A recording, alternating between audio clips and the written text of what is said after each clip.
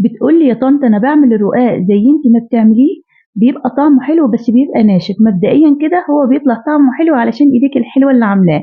الناشف دي بقى مشكله، وتعالوا نشوف الحل ايه. هنسمي بالله ونصلي على الرسول عليه افضل الصلاه والسلام، وهقول لك عليها. ما شاء الله زي ما انتم شايفين كده معايا، طريقه الفرد سهله جدا من جوه لبره. وطبعا حجم الرقاق الفلاح بيبقى قد ده 3 4 مرات، بس انا بحب اعمله الحجم اللي هو الصغير ده، بحيث لو حد من الاولاد هياخدوا سندوتش وكده يبقى على قد سندوتش. هنا اول حاجه لو هتسوي على الصاجه بتاعه الفرن، فرن البوتاجاز يعني. فانا قلبت الصاجه، وتعالوا نسوي نشوف مع بعض. مخليه درجه الحراره اعلى درجه حراره، وكنت مسخناه قبلها ب10 دقائق، يعني مش مدخلاه مبدئيا على فرن بارد.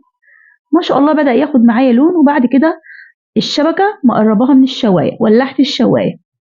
على ما ياخد لون معايا بياخد وقت برضو، غير الفرن اللي هو الغاز العادي.